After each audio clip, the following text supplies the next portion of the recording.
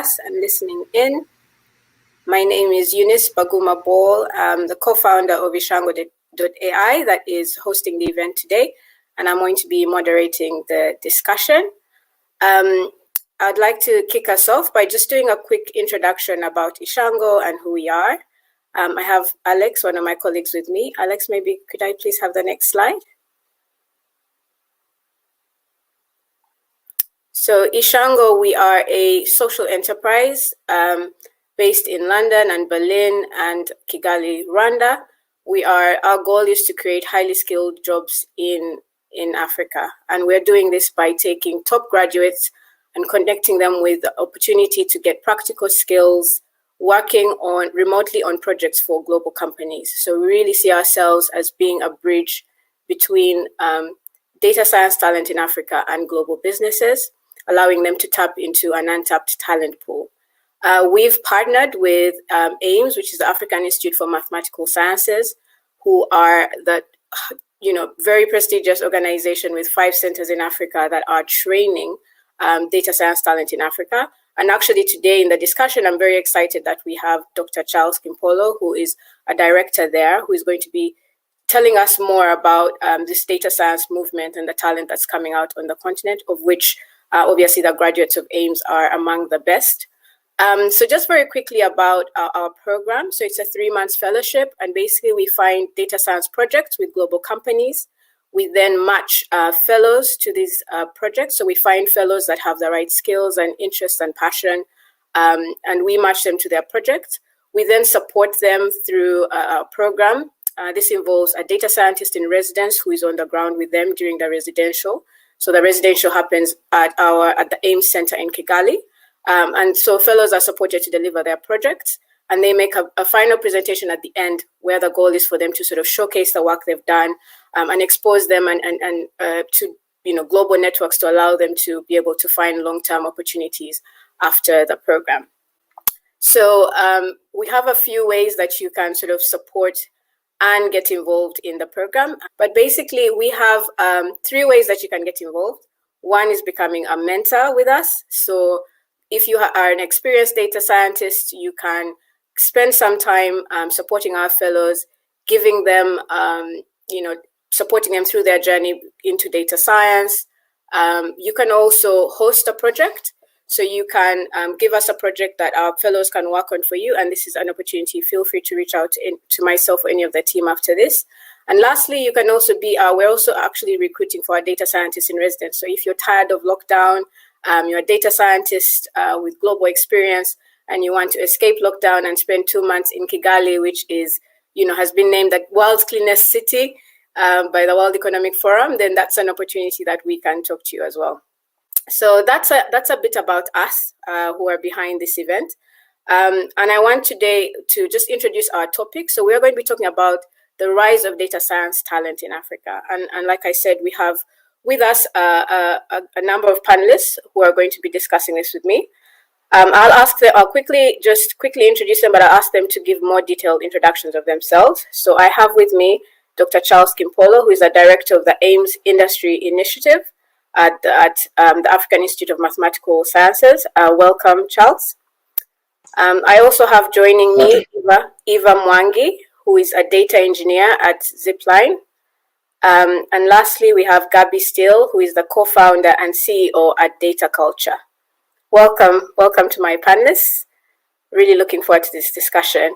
So for today, I think one of the things we really wanted to basically, bring to the table is this idea that there is, a growing talent pool in Africa that many people may not know about, may not recognize. So I wanted to maybe ask you all to introduce yourselves, and then we will kind of get into the discussion. Charles, maybe do you want to kick off? Just tell a bit more about yourself and AIMS and what you're doing. Good morning, good evening, good afternoon. Assuming that people are joining from different parts of the world, let me just make that assumption up front. Thank you very much, Eunice. It's a privilege for me to be part of this discussion. My name is Charles Lebon Kimpolo. As Eunice said, I will just repeat my job title. I am the director of the AIMS Industry Initiative. So AIMS stands for the African Institute for Mathematical Sciences. We are a Pan-African network of centers of excellence. We have 5 in Africa. We started in South Africa. We have a center in Senegal, in Cameroon, in Ghana, and Rwanda.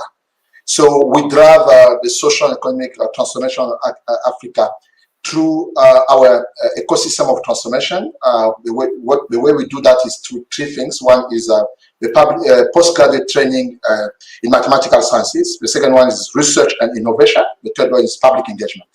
So my role at EMS is really to ask the question of, as you understand, education has 3 components: access, quality, and relevance. I am more on the relevance side because I believe in our student. I believe that the training is of good quality. So my responsibility is to ask the question of how relevant our training and research and innovation program are. The way we do that is to build partnership. So work together with organizations like Ishango to say, oh, maybe we need to take into consideration the rise of data science and how do you put together a program like the Data Science Fellowship Program. So I'm happy to be part of this conversation and looking forward to it and have a great discussion. Thank you very much, Eunice. Thank you, Charles. And I'll go to Eva next. Hi, everyone. My name is Eva Mwangi, and I'm currently a data engineer at Zipline. And my daily work is to make sure that data is available for analysis throughout the company. And I'm super, super excited to be here and looking forward to the discussion. Thanks, Eva. And last but not least, Gabby. Thank you so much. It's so great to be here. And yeah, likewise, I appreciate good morning, good afternoon. People are all over. I'm coming here from New York City. I run a data consulting company called Data Culture. We support lots of different organizations on all data engineering, data science, and data strategy needs. So we work with data scientists around the world. We're very aware of the growth of talent coming out of Pan-Africa right now. So it's very exciting. And we were founded just under 2 years ago. And especially with this wave of online and people wanting to build out data warehouses, the business has grown a lot. And it's very exciting to see how you can leverage data to solve meaningful problems for companies of all sizes. So that's the focus of Data Culture. We also have a data visualization storytelling studio. I come from a data visualization storytelling background. Prior to launching Data Culture, I ran data visualization at WeWork, and before that at the Washington Post in a journalism capacity. So lots of different spaces here, but data science specifically is one that kind of spans all. So excited to be here and share my perspective as a CEO of a consultancy. Great. Thank you so much, Gabby. Charles, I wanted to start with you in terms of just setting the scene. I think, like I said, there might be people on this call who may not be aware about, sort of the data science talent and movement and sort of the training that's happening on the continent. So I just wanted you to talk a bit about what you're seeing happening in terms of the development of data science talent on the continent, both speaking from the work and, the programs that you're running at AIMS, but also just generally within the ecosystem, just to kind of paint a picture for those who may not be aware of the space. Thank you very much, Eunice, for that question. That's a very important question to kick off the discussion. I think the one thing I wanted to start saying is the realization that with a growing technical advancement, including Internet of Things, there's a lot of applications that are out there. What we have seen in our different communities is that things are becoming more and more connected. That's a fact. And in today's smart community, I think it's also important to acknowledge that traditional data processing software and technique cannot, I want to emphasize and underscore, deal with the sophisticated analysis that we require to understand even the way we behave as people, the way we are running business, right? So specialized technical training and tools are needed to deal with such large amount of data and the level of detailed information that we face with, right? This is why we need, to my understanding, to build capacity to create a critical mass of data scientists equipped with the required skills to understand how to perform complex data tasks across various businesses. So that is like the background. And I will add by saying that in terms of capacity building, if you have this as a background, and then you just ask the question about the skills that young people are getting, I think it's important to acknowledge the gap, right? There's a gap in terms of what people are trying to do, getting a degree in math, getting a degree in statistics, getting a degree in computer science. Why? Because the definition of data science says it's not math, it's not statistics, it's not computer science. It's all of this combined with some domain knowledge. And so at EMS, the way we do that is just to acknowledge those kind of gaps to say, what is the best way for us to adjust the training that we're doing? So don't get it wrong. In terms of the foundation of mathematics, EMS is thumbs up. We do it very well. So we're getting the best students across the continent that are coming with the undergraduate degree, be it in maths, in statistics, in computer science, and in physics. But we acknowledge that it's all about demand and supply. So we are on the supply side in terms of the skills. On the demand side, with the background that I just shared, you really need to ask the question whether, what are these students going to do? Yes, that is why you're talking about artificial intelligence, you're talking about data. I think it is very clear in terms of the need of data science skills out there, because almost every organization has a set of data that they wanted to know more. They wanted to learn more about the customer behavior. They wanted to build some products which are more inclusive. So all of that, when you combine, I think for EMS, we have realized that building a framework, what you call work integrated learning, will provide an opportunity for us to work with Ishango to say, we have training centers across the network. We have a very adaptive curriculum. We have a practice student, but we need partners. We need the industry on the demand side to work with us so that the student can work on projects that are not abstract, but they are real projects that add value, so that we also increase the domain knowledge, right? They might be working on financial services. It's a very different domain if you talk about telecom or insurance, right? So data science for us, to answer your question, is just the combination of statistics, mathematics, data security, and then the domain knowledge, so that we help company or organization to be more productive based on the resource that they have, which is data, that sometimes is not organized in a way that they really understand it. So that's what you can see, that this is, I like the way you say it's a movement. We're going to continue seeing this increasing, and I like the topic of today to say it's a rise. There's a rise there. So yes, that is what I can say. It needs to answer your question, but I'm happy to elaborate if there's anything that I should clarify. Thanks. Yeah, I mean, I think that's really, gives a very good sort of background. I wanted you to maybe also touch on what do you think is driving this? Because in part, is it the demand from industry, from businesses, the demand for these skills that's kind of driving the interest, or is it more of young people in Africa are interested in getting more into this space because of what they see happening globally? What do you think is really driving that sort of growth in interest and young people sort of moving into these fields in Africa? I would say it is a combination of many things, including the demand. Because as I said, on the demand side, you see a lot of organizations having data, and they don't have people who have the skills to actually analyze data and then make sense to this data for them to be more productive. And on the other side, if you look at the way I was describing the connectivity, just look at mobile penetration. In the past, many people, the people in Africa were not connected. Now you have like a mobile connectivity. People are really connected. You have a mobile money being as one of the solutions for people to say, how do I address financial inclusion? And then young people are always on the center. They're sometimes most vulnerable, but they're at the center to say, based on your community problem, how do you solve it? Data is one single thing in this conversation that I wanted to put, is a common thing that everyone will say, with data you can do a lot. Through mobile, through business, through some of the skills in terms of coding. And I will actually add to say, look at, we're talking, having this discussion within the COVID-19 context, right? Digitalization has been a priority. There's no government in this world that does not believe in data or digitalizing. Now, you are forced to make this kind of move, but you don't necessarily have the skills. So that one. Two is that I don't think that there are young people studying out there that wanted to finish the degree and go back home. I think that the young people wanted to get the skill that will make them get jobs at the end of the day. So it's like this response to the demand, which is like data, there's no doubt. But the question that one will ask is how academic institution and training institution adjusting the curriculum so that we equip the young people that we're talking about with the skills that can help them, one, innovate using data science application, or get job because of to respond to the demand in various institutions. So I would say it's the combination of many things, including the one that you listed. Thanks. Fantastic, thank you. And Eva, I wanted to move to you because you've kind of been, we've been talking the bigger picture with Charles, and you're kind of, really bring it to the micro. You have been that young person. Just talk a little bit about your journey to becoming a data scientist. I know you started out in computer science, but maybe just share a bit about your journey. Yeah, you're right.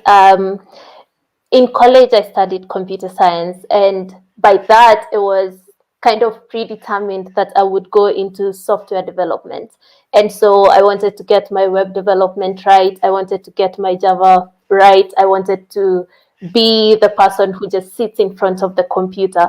But when I was leaving campus, I didn't know exactly which part of that I wanted to go into, because knowing Java, you could go into mobile development, you could go into web development, and there are all these like careers that I could pursue, and I didn't know how to make a decision to that. And so one of my friends told me, you could just go to MEST. MEST is the school that I went to. It's an entrepreneurial school, and stay there for a year and figure out what you wanted to do. And so that's how I went to MEST, and still pursuing software engineering. I ended up working as a software engineer and a software tester. But then in the company, a project for data science came in, and I had been focusing on Python as my core programming language. And at the time, it was, if you know Python, then you can do data science. And my boss literally told me, take this project and work on it. In my mind, I knew this was going to fail because I had no experience.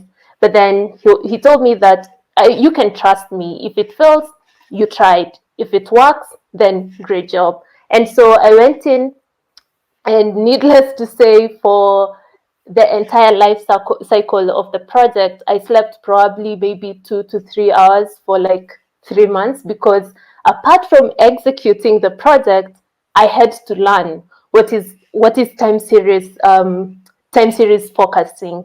How do I clean this data? I've been given 300 GBs of data, and I'm used to handling just a CSV. How do I make sure that whatever I hand into to the client at the end of the day actually works? And so balancing between the two came a lot of pain. But in that pain, I really enjoyed it. And I thought, if I like the pain, then this is the field that I really want to go into. And so I started exploring my data cleaning.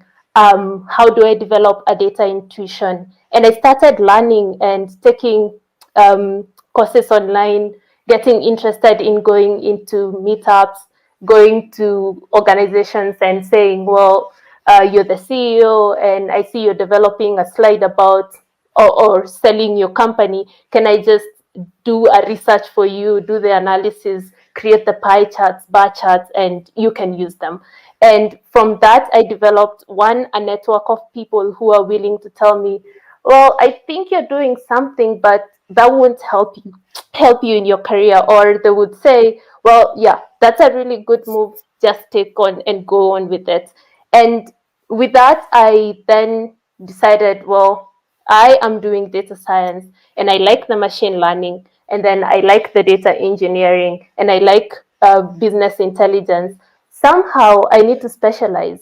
And then through all that, I have to figure out, what do I really like the most? Well, currently, I work as a data engineer. There is the infrastructure on data, there is the machine learning, and there is also the business intelligence.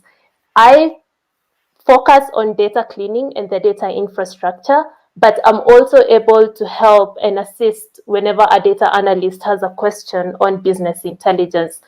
I can't do that every day, but I'm able to at least troubleshoot and root cause some of the problems.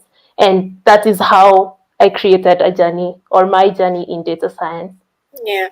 And I know you're doing some work actually trying to help other young people also get into data science. You're a trainer as well. Could you talk a little bit about that and the work you're doing there? Yes. So while working as a data scientist, I joined a company or a program called Atubi Africa. And at Atubi Africa, we train young people, especially who are coming straight from college, to gain skills in data science, especially just the entry level part at the moment. And then we try to place them in jobs, sometimes inside Atubi Africa, and sometimes them going to work for companies in Germany. And it's been a great experience. I feel like it's a responsibility for me to transfer what was given to me. So it's really amazing. Yeah, and I just wanted to, before we move on, ask you to talk about. You mentioned that you had to build almost a network of support around you. You talked networks, you talked mentorship. Could you just talk about some of the sort of networks and communities that are coming up where people can go for such support? I mean, just off the top of my head, I know there's things like Data Science Africa that's doing amazing work, Deep in Indaba in South Africa. What kind of communities and networks can young people in Africa that are looking to get into data science plug into that you're aware of? So I'm based in Ghana, so I am better versed on the landscape there, and I'd say that PyLadies Ghana or the Python community in Ghana is always my go-to place where I get to meet almost everyone in the field. But also Mest Africa, they have a branch. Is it a branch? A club. It's called Practical Data Science, where they just meet and talk about data science on a Saturday morning.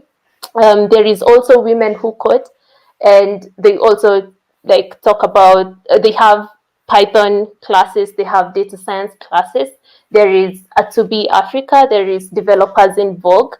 In general, I think there is a lot of support out there, and you just have to find someone who will help you through. Oh, there is Ishango. I was going to say.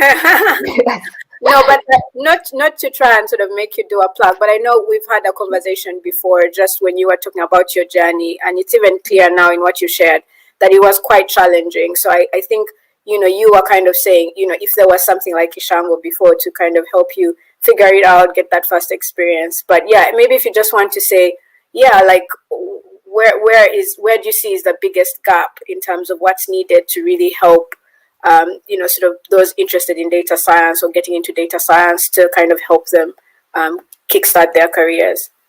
Yeah, the challenge about having so much support and so much information is that if you're new, you jump from one place to another and you keep jumping without gaining something that is solid. And in most cases, you find people who are really good at the practical skill where how they do things is trial and error, and they just try this. If it doesn't work, they jump to the other.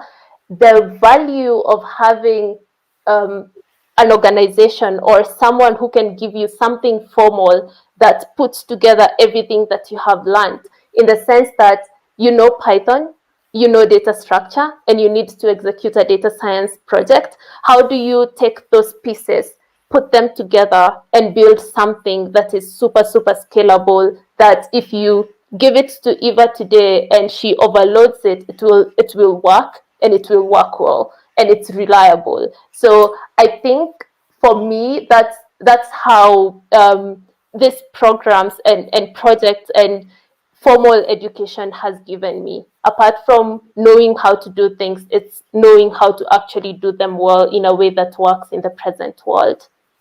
Great. So I wanted to come to you now, Gabi. I mean, sort of Charles started off giving us like the broader picture around, the development of data science skills in Africa, and we got sort of the micro perspective from Eva as well. I wanted to bring you into kind of, from where you're sitting. I know you do work supporting organizations become data driven. What are you seeing in terms of the trends, in terms of the demand for data science talent globally? And also, do you kind of see an opportunity for, some of these emerging talent pools like in Africa to kind of participate and sort of meet some of these growing gaps in the global demand? Yeah, definitely. And I just want to respond to sort of some of what Eva was saying, because that's actually the type of data scientist that organizations need today is someone like you, Eva, like somebody who can think about what are the business problems that we're trying to solve with the infrastructure. Because what we find is in trying to build data-driven culture versus simply building data infrastructure, there's a huge gap. And we go into businesses constantly and try to close that gap, because the way teams are structured and the way data has been thought about forever is this kind of siloed function. Maybe it sits within, the finance department. If you're lucky, it's in technology, but you're not usually rolling up to some kind of chief data officer. And we also like to work with really young organizations, just startups, and primarily Series B, like a little bit further along, but people who are like 0 to 500 employees, where they're setting up their data infrastructure for the first time. And they could easily fall into that gap where they're building a bunch of systems, they're hiring a bunch of talent, but no one's actually thinking about it as a problem-solving methodology, so to speak. So what we try to do is hire people to work with us, but also help these organizations bring that kind of perspective in. And it's exactly as you're describing it. It's also our responsibility as people who work in data to bring more voices into this field, because unlike other areas, if you don't have representation in the field of data, people who are touching population data that don't represent the population, it affects all of the outcomes. It's like even more important than anything else. So everything you're mentioning is really close to us. And even though the focus of my work is on building data-driven culture, education and bringing new voices in, especially young voices, we run programs for 13 to 19-year-old young women to get them into data science, because it's just so important. And one of the ways that we get them in is sharing how creative the field is. So that sort of goes back to the problem-solving piece of all of this, and this huge need that companies are now having to not only build more robust data teams, data infrastructure, data capabilities, but tie that back to the bottom line, to revenue. There's a huge group of underserved kind of companies, because most of the tools that exist target enterprise. You've got Snowflake, you've got all these big enterprise platforms. So it's about the talent more than ever. It matters less than ever where that talent is, because having remote workers and people who are around the world, half my team is in Berlin and all, it just doesn't matter. And I think companies are waking up to that for the first time. And this idea that you need to have someone sitting in a cubicle somewhere, it's kind of been thrown out the window. So it really is kind of, the floodgates are opening for this new wave of people who want to be involved in the field, are curious, and want to kind of tie it back to, people who stay up late, like you're saying, they really care about the business problems. And I think when you start to get into STEM or computer science, you think of yourself as someone who's going to be sitting in front of a computer all the time and coding, and you forget, or you don't always know, that there's a huge amount of creativity needed there. And a lot of thinking about the problems that technology is trying to solve. So that's the ethos of data culture. Initially, we were founded as we weren't sure if we were going to do training programs in pairing with all of the engineering work we do, so that whatever gets built, companies actually understand no black box systems. Because at the end of the day, I think a lot of the time what deters people from the field is thinking it's more complicated than it is, and not realizing that the word data is actually just synonymous for information, and that every company has information, every company needs to store that information. And there's really, really strong modern data stack tools out there that make it so that, the typical role of a data engineer, which used to be building pipelines and ingesting data into large warehouses, what you're talking about with, 300 GB, all this big data, it's kind of been solved by a lot of these tools, like what you're seeing with Snowflake and Fivetran as a data ingestion tool. And I'm not trying to plug vendors here, but that they take off a lot of the hard work. It takes off the plate of what a data engineer would do. And now you can be more of a data science problem solver. So the answer is just to what I'm seeing is there is so much work out there. That's how my business has thrived. We do very little outbound marketing. People come to us and say we have data problems. And so many companies just don't know where to start, whether they're far along and they've already built out a bit of a team, or they haven't even thought about data yet. Every organization in the world really is going to need to think about this, because from a restaurant to Microsoft, whatever it is, There's a lot of data that's going to need to be stored, and only if you can organize that data will it be useful. So we really care about making things useful. We care about training people to think about data, both on our team and for the organizations we work with. So if the new talent that's coming into the field can think like you do, Eva, and can approach data science as you have, that's really going to change the whole field. It's going to make a big difference on all these organizations, and it's going to change what gets built and what doesn't get thrown away, because data for the most part today is a cost center. It's not a revenue generating center. You pour money in, you hire a lot of people, you build tools, and then you see, okay, like, are these actually serving information to people when they need to make decisions? That doesn't always happen. So that's really been data culture's approach, and it's so far been unique, which is surprising. And I think like more and more people are moving that way, and thinking about closing that business gap. So there's no ceiling here. Like, it's only going to grow. There's only going to be more data, and it's only going to be more difficult to use that data in a meaningful way. So I think some of the kind of training and education piece needs to be further embedded. And it's great to hear that you feel like being in school, you did kind of learn that stuff, because historically, I think some of it gets lost. And because data science is generally a new field, and like in kind of the greater world here, people just aren't aware of what's possible. So I try to spread that message with our work, and it actually does like funnel back to clients. And I can talk more about the companies as well, if that's, That's really great. I mean, you've touched on a few things that I want to kind of, unpack again.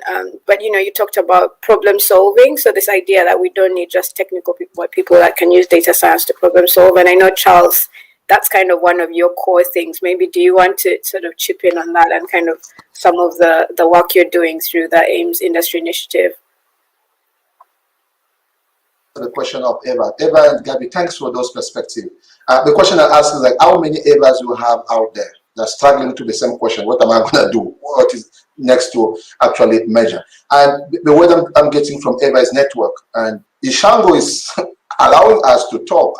How many people are listening to us out there that should just join the movement? That's the question I'm asking to people. But in terms of problem solving, it's all about the value. So Eva talked about it.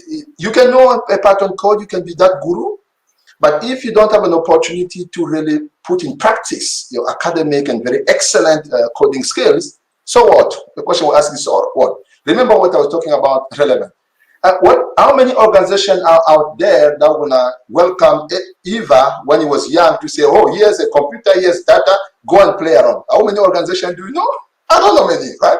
You have this kind of system in place and legacy. People are afraid. So I think this program, what it's doing is like move a little bit of a lines. So Gabi, what you're doing is quite very progressive in one way, but many organizations would not do that. But if we're very interested in really building the capacity, we need to listen to Eva. We need to acknowledge that there are many Eva out there that maybe might not be on this platform. And we need to leverage platform like we do at AIMS, which is our training is on problem solving. I used to talk to an AIMS student to say, you might be a student number one in your faculty before. You come here. You came because of your academic excellence, but you need to get out of AIMS as a problem solver. And when we talk about problem solving, is what Gabi was saying is different level of organization, different sector of organization. I want to give just one example of Africa. 70% of the African population life would depend on agriculture, is a fact. How many problems do we have in agriculture in Africa that we really need to leverage data science to build new applications? Eva is listening to me, she's smiling, she will agree. That young people who are going to be the champion of those communities, if they are equipped with the skills that are valuable, because for us to take advantage of a skill, we need to give them this kind of space. So at AIMS, when we set it up, it's not like it's something wrong or right. It's about providing people the opportunity to really express themselves. Because everyone actually is a problem solver. Any problem we face in our life, we always find a solution.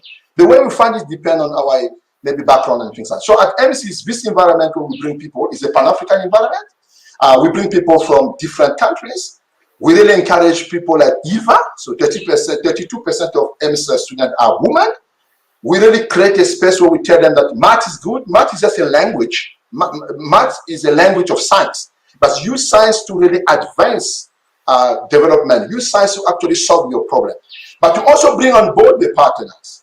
We play a role at the MC Industry Initiative. This is my job, where when I talk to a bank, people say, I'm not doing X and Y here. Thank you very much. I know you're brilliant. No. I'm coming to talk to you to say, how do we apply X and Y in financial modeling, in optimization? That conversation, a student will not have it. Eva just talked about it to say, give them the chance. Accompany them in the journey so that we have a brilliant Eva investor that can talk, and the story is very inspiring. But to get even in this stage, there's a journey. And that's why I like Isango. Isango is saying that I want us to help the journey. Right? I know that Africa is talented. I know that there are companies with problems. I know that MCs has a group training model. I know that young people are passionate. They don't have opportunity. They're looking for opportunity. So Isango is saying, let's bring all these people together. Let's get some money, some project, and all of us to learn. And I wanted to finish by saying that based on experience, people are really afraid of making a mistake. Even you talked about it, making a mistake. I think what we need to encourage is to a program where people fail fast and we learn from our mistake. Right? Create an environment where it's not all about credit, about who's the top. It's about, here's a problem, but we value your approach, because at the end of the day, your approach might be the best. We create an environment where people work together, and in together is to bring people, the business people. I don't think that you should expect a young graduate to have a business knowledge that Eva is talking about at the beginning of his career. I think you need to bring problems that will help that young person to build that business knowledge. So Eva, you mentioned something about not knowing where you go for the career. At EMS, we solve that with work integrated learning program. So if your study will pair with work experience, year one, you do your study, you go to a company, you work for some time, you come back. Year two, you study, you go to a company, you come back. It would have given you exposure to different domains, and for you to pick, to say, I thought I was working with a bank, but that's a very intimidating environment. I'm going to work in the telcos. So we have developed that framework to say is work integrated learning. But for us to be successful, Isango, thank you very much for innovating the way. But other partners who are listening to me, come on board, because Isango is not alone. I don't think they're going to be successful. I just want to make a call to say, let's come together. At the end of the day, the beneficiary are the young people. That if they get job, they're going to develop their continent. If they get job, the employment rate is going to go down. And for us to be more productive, so for our company to get the value and increase our revenue and so on. So that's what I would say to say, training that balance demand and supply, training that are built on mutually beneficial partnership, training that change the line, Isango completely innovating something that people will say, but what is Isango doing? Bring them on board because they're qualified to do that. Training that actually promote the youth. Eva, being a woman, I feel many women will listen to will be inspired, Eva, to be the next generation of the data scientists. Training that will combine with what Gabi is saying in terms of institutions that have a project, but training and program that are not afraid. Sometimes we need to make a mistake. I know that there's cost when you make a mistake, but let's fail fast so that our young people and themselves will mistake, which is going to be a way to learn. That's what I actually say from your question. Amazing. Thanks, Charles. And you do a really good picture of Ishanga. I'm thinking I need to start taking you along with me to some of our meetings because you do it really well. No, but thanks for that. And I guess we're going to shortly open up for questions from the audience. So feel free to type any questions you have in the chat, and you can either direct them to a specific panelist or just generally, and then I can maybe help to direct them to different people. But there's another point Gabi raised and touched on that is really sort of very close to our heart at Ishango, which is this idea of democratizing data science. And Eva, you know, I guess you're rare in very many different ways, right? You know, being female, being African. I just wanted you to kind of speak about why you feel it's really important to democratize data science, to level the playing field. Why you feel that's important, and also what needs to be done more for that to happen. Yeah, I think there is something that Charles mentioned that is really important. One thing that I've seen a lot of my colleagues and my peers do is sit in a corner and try to learn everything by themselves. what that does is they just learn things. But the moment you are learning something and showing it to someone, you go to school for one semester, you go to work and intern with someone who tells you, okay, yeah, you learned about this, but there is something better, or there is you could do it in a different and a better way. That would really improve your learning and make it faster and more valuable. But I think my challenge would go to the talent, really, because I think there are so many, there are opportunities. Yes, they are not a lot, and in most cases, especially in Africa, you will have to really step out of your comfort zone to get to the best programs, to get to talk to good mentors. But we really have to get uncomfortable. We cannot just sit in one corner and expect Charles, Gabi, and Eunice to bring us every opportunities that we need. We have to be willing to go to events. We have to be willing to watch that YouTube video about some complex mathematics equation that we probably won't understand in the first video, and watch it again and again. And we have to be willing in showing your work. It's just like throwing your baby into out of the door and hoping that someone catches it, because sometimes you'll do analysis, you'll do your pie charts, and someone will tell you, well, it doesn't make sense. And so we have to be willing to get uncomfortable and get more people saying no. But I really wish that we would get more feedback. So, and this is mainly to the people who are in management and people who are mentors, and feedback that is not only criticizing what I'm doing, but gives me a direction to where to go. And that would really help in making me a better person. So I'd say that for the talent, we get uncomfortable, we go to circles that we would not normally go into, but also the circles we are going into, they have to also accept us. And I think with that, we will continuously become better. But even when we become better, be willing to pull someone up, because there is always someone above you and someone below you. And so if you are a talent and you're in the second year of the university, pull the person who is in first year. And in that, you're also showing your skills and you get feedback and you move forward. Great. Thank you so much, Eva. And Gabi, I wanted to, as we move into the Q&A session, just asking you the same thing on the point of democratizing data science. Kind of, what do you think needs to happen globally for that diversity in contributing towards shaping data science? And it's, the fact that we've all said it's really important for problem solving and solving some of the big challenges the world faces today. But just wanted you to just speak to that and kind of share what you think is needed to sort of move the needle on that, and kind of sort of break down the doors for more diverse talent to contribute globally.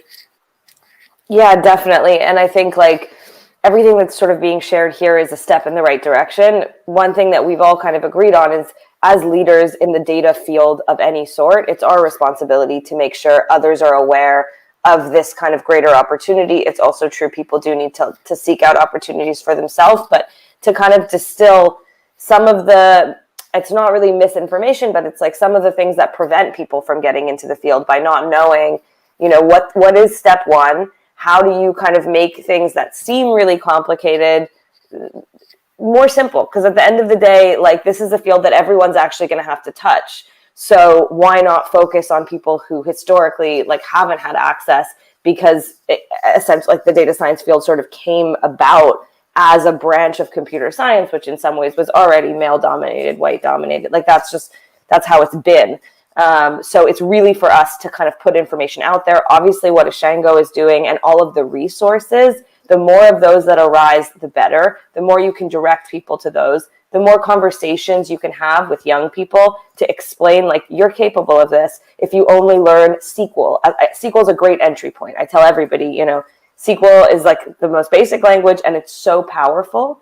Because that's the thing about data. You can learn a little bit and do a lot with that.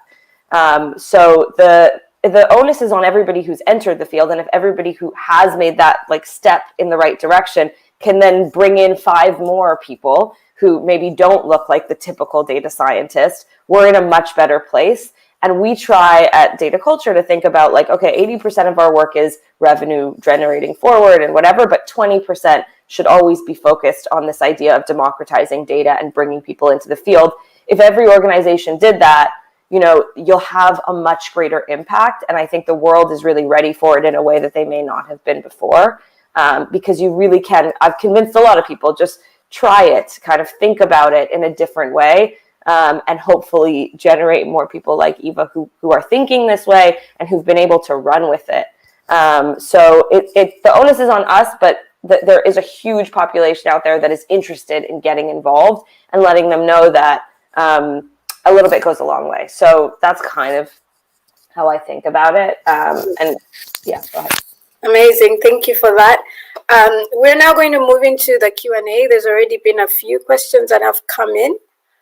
So I've seen the first one has actually been directed to you, Gabby, which is, what advice can you give about being either specialist or specializing versus being a jack of all trades in data science? Yeah, that's exactly what I was thinking to respond to. So really great question, comes up all the time. I have a specific perspective, having worked with a lot of companies where they go out to hire a data scientist. They're like, we want to have a data function, so we need to hire a data analyst or a data scientist. At that point, they don't have pipelines put in place. They don't have a data infrastructure or even a warehouse that a data science could use, like a data science person could use. So then that data scientist is set up to fail. So my belief is actually we need more data people and not so many people who are so siloed in one of the areas, because machine learning is only possible if you think of data science as a pyramid with a really strong foundation. That's the data infrastructure at the base. If you've seen, there's a data scientist pyramid that kind of goes around online, and we like to show it at every kind of client call. You need that foundational data that's been cleaned, that's like piping in and being refreshed on a regular basis in order to get to the most sophisticated predictive modeling. So my encouragement is for people to kind of not silo themselves. The focus should be on the full stack. Whether you find a piece of that that's most interesting to you, you really like doing analysis, you really like cleaning data, it really doesn't matter, but being flexible in your thinking as you enter this field, because the stack is what's important. And because, like I mentioned this a little bit earlier, there's so many tools that do a lot of the hard engineering work for you now. So if you can handle those tools and manage them, it'll expedite your work. You'll be that much faster, and you don't need to get bogged down in the parts of it that are not interesting. So we try to hire data leads, data people. Sometimes there's this role, analytics engineer, which is like a common title that kind of wraps it all together. And I try to train more people. And you'll also notice, like with titles, those with titles that have engineer in the job, you're going to get less women applying. So that's something to just think about. Don't be afraid of going and entering all the different areas, even if they're not all your favorite. So I'm with the jack of all trades. I don't even know if that's probably the way to put it, but like to think about it holistically. And if I see you nodding a lot, do you want to maybe add on that? Yeah, I think there is I don't know what to add, but I think there is really value in the generalist part, because you will only be able to solve a problem if you know where the specific solution fits. And in data, it requires for you to be versed with the domain and be versed with the technology to be able to answer a question. Yeah. And Charles, did you have a comment or anything to add to that? No, I just like the framework of full stack. Even in software development, I think people have moved away by saying that I'm a front-end developer versus a back-end, because we need both at the time. So when it comes to data science, I think what Gabby said, I just want to echo that, full stack, depending on your interest anyway, but be able to touch that. And then at the end of the day, work in a team, because I do believe in a data science team versus a data science very expert, but I believe in a team because people come from different perspectives, different skill set, different interests in that stack that can contribute in solving a given question, given problem. So I really wanted to echo what Gabby and Eva said. Yeah, thanks. And it sounds like to me, we always come back to like the point of problem solving. So whatever it is, whatever different tools or skills you need to solve that problem, and maybe you can specialize in specific sectors or specific challenges, but you need to then be almost fully equipped to then sort of really be able to tackle problems.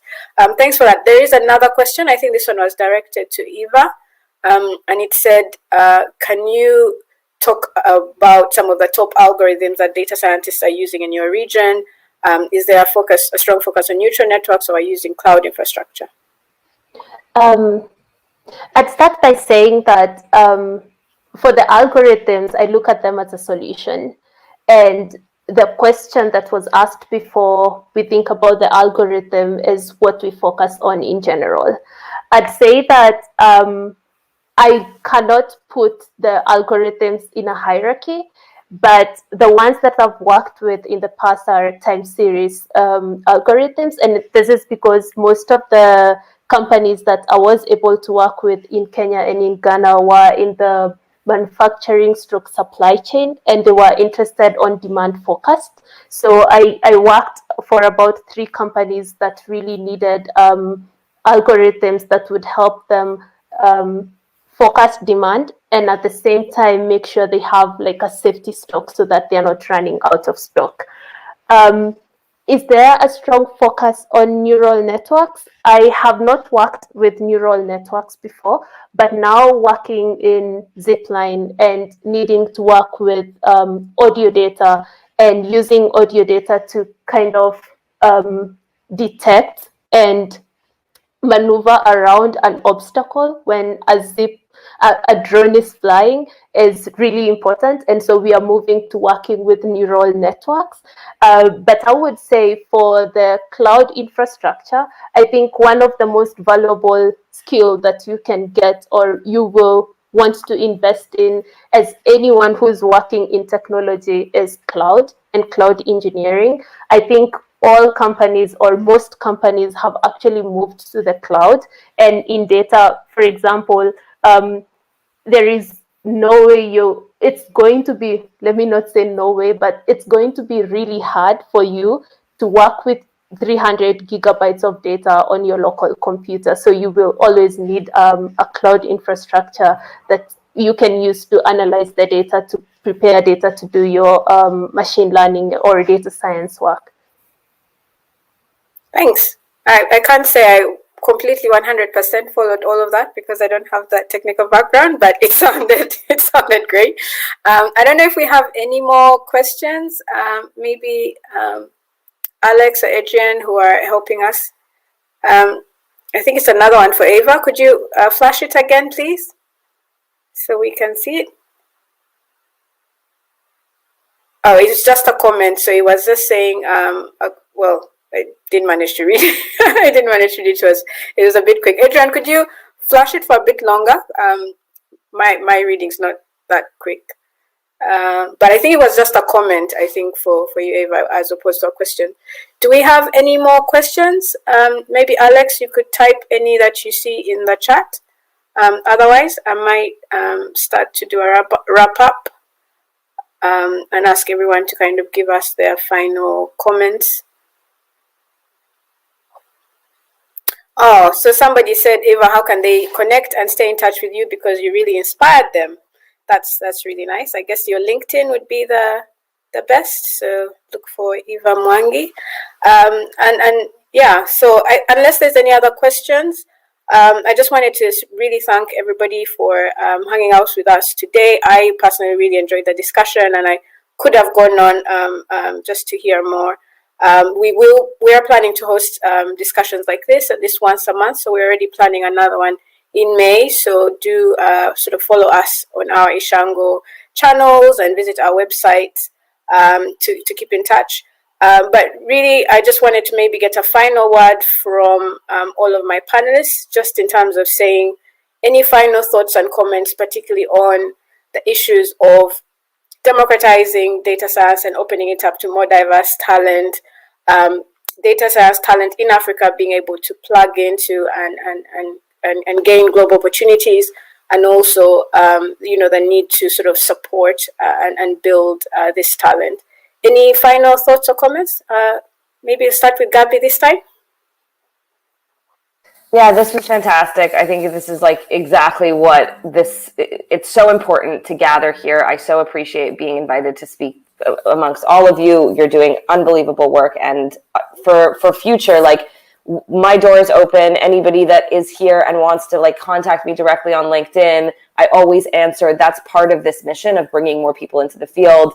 I take intro calls constantly. If you're looking for opportunities, I know that we're exploring partnerships to have Ishango data science young people work with some of our organizations. So the door is open, and I really appreciate having a forum to share these thoughts and answer any questions that might come up down the line, or connections, or if you see someone that I'm connected to that you'd like to get an intro. That is all possible, and that is really how we're going to push this forward and get the, not even like the just new voices into the field, the necessary number that will make this make data science better, make the data better, and the outputs that much more reliable. Amazing. Thank you, Gabby. Charles? No, thank you, Ernest. Just quickly, I'm looking forward to kicking off the Ishango EMS Data Science Fellowship Program. We're looking for partnership. I just want to make a call for people who have not been reached out to really join us. It's going to be a pilot phase. We really wanted to work together to ensure that the pilot phase is going to be successful. The second thing is, for me, I'm very passionate of having someone like Eva. The data science talent dream that I have is to have this kind of panel, which is 75% are women, because I don't want to take the legacy of what we claim in terms of science, technology, engineering, where we have few women. The world is going to be different. For us to have more of the Eva, the way to do that is to actually be partnerships. So for other academic institution people listening, I will be more than happy to really join the effort to say, what is the way of adjusting our curriculum and making sure that it's more inclusive, it's agile type of thing. So for the partners, we're looking forward for you to come on board.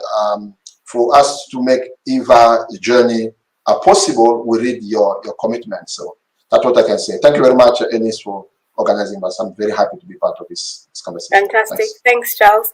And Eva, maybe you can just close us off, but there's actually a question for you, Charles. Do you have any plans to modify the program to take into account the changing sciences? Very quickly, we literally have 1 minute left, Charles. Yes, we have a program in machine intelligence currently being done at EMS. We have a program in climate science. We have a program in epidemiology because of COVID-19. So the simple answer is yes. Let's have a discussion. I will tell you more about our flexibility in terms of adjusting our curriculum. Thank you. Amazing. Thanks, Charles. Eva, any final words or comments? Just to say, I'm super excited to meet new people in different fields and collaborate with them, work on trial projects and stuff like that, and having conversations that matter. Fantastic. And even a bit of like the start today, but just to say that at Ishango, our goal is to build more. We're trying to build more Evas across Africa who are going to be solving the problems across the continent and contributing across the world. And you can join us, right? We need project companies to host our fellows. We need mentors to run sessions and help our fellows develop their skills and present your own experiences and practical case studies as you've presented. And we need funding, we need projects, we need everything. So please visit our website, ishango.ai. Thank you so much for joining us today, and thank you very much to all my panelists.